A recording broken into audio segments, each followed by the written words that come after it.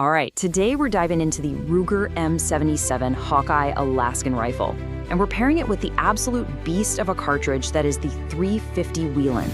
We're gonna break down a really thorough hands-on review to get a feel for this combo's insane power and a pretty serious problem that popped up during testing. So let's get right into it.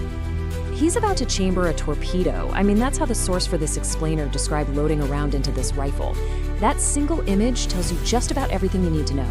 We are not talking about your average day at the range here. This is a firearm built from the ground up to deliver a massive, massive amount of energy. So what is this thing actually for? Well, the name itself, Alaskan Bush Rifle, kind of gives the game away, doesn't it? But that's not just some cool-sounding marketing label. It really defines the entire purpose and the whole design philosophy behind this firearm. Let's dig into what that actually means. Yeah, this really paints the picture. I want you to imagine you're trying to navigate through those super dense alder thickets in Alaska, or maybe the thick brush in Africa. You need a rifle that's short enough to not get tangled up, powerful enough to stop something big and angry, and it has to be reliable. Your shot is probably going to be sudden, it's going to be close, and you're not getting a second chance. That is the exact problem a bush rifle is designed to solve. Okay, so keeping that purpose in mind, let's break down the hardware itself. The Ruger M77 Alaskan is a purpose-built tool, and you can see how every single feature is there for a reason, from the kind of stock it uses to the sight sitting right on the barrel. The key takeaways here are all about durability and just being handy. You've got that laminated stock and the stainless steel finish. That's all about standing up to miserable weather. The 20-inch barrel, that's what makes it compact and easy to move around in that thick brush we were just talking about. And those fixed iron sights, they are simple, they are rugged. There are no fragile optics to get banged up or fogged over when things get serious. And this, right here, this is the heart of the whole thing. The Mauser-style action is legendary for one thing above all else: reliability. It uses something called controlled feed, which basically means a big claw grabs the back of the cartridge the second it starts to leave the magazine. What that means is it will chamber around no matter what angle the rifle is at, even, like the reviewer joked, if you were hanging upside down from a tree. For dangerous game, that's not just a cool feature, it's an absolute necessity. So we've talked a lot about the rifle, but a rifle is basically just a fancy metal tube without its cartridge. And in this case, the .35 Whelen is the thumping heart of this entire combination, and its backstory is just as cool as the gun itself. This cartridge actually started its life way back in 1922 as a wildcat, which means it wasn't invented by some big company. Nope, it was custom made by gun nuts who would modify cartridges that already existed. For decades, it was this really niche thing, but then Remington finally saw how much potential it had and brought it into the mainstream. And now, it's having a huge comeback, and this Ruger rifle is a big part of that. So how did they cook up such a powerful round way back in 1922? It's actually a pretty brilliant and simple idea. You take one of the most common rifle cartridges on the planet, the .30-06, and you just widen the opening, the neck, of that brass case. This lets you cram a much bigger, heavier .35 caliber bullet on top. And just like that, you've turned a standard hunting round into an absolute big game hammer. Okay, so we've got a tough, reliable rifle firing a powerful, historic cartridge. On paper, this is a match made in heaven. But how did it actually do during the review? Well, this is where our story takes a really interesting and kind of unexpected turn.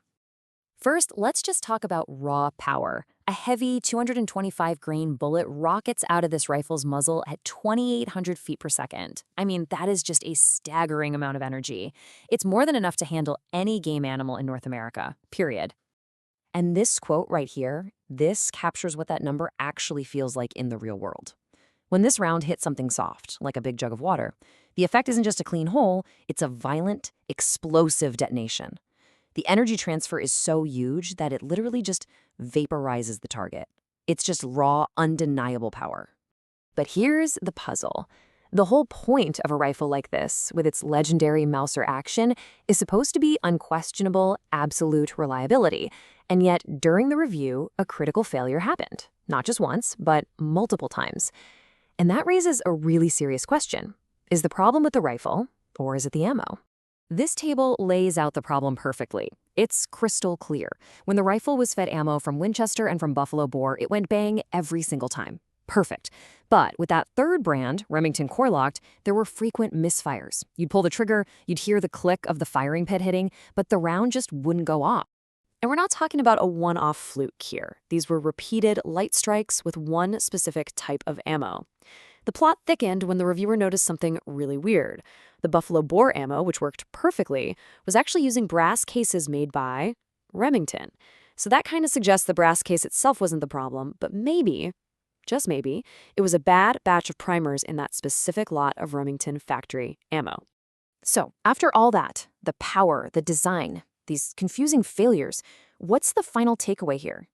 This is where we have to weigh the rifle's incredible potential against the very real, very serious questions that were raised by its performance. You know, this quote gets at a key question. Why even own a rifle this powerful if you're not actually hunting bears in Alaska?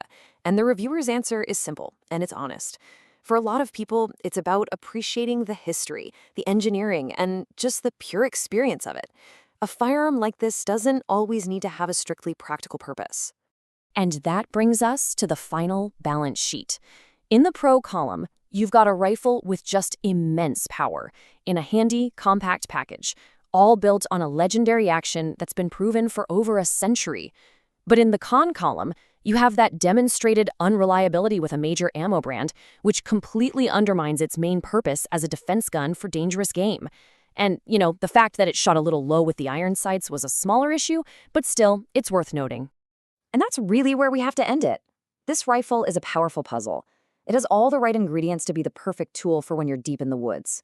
But when you might be facing down a charging animal, probably reliable, just doesn't cut it. It has to be absolutely 100% reliable. And that leaves us with the ultimate question. Would you bet your life on it?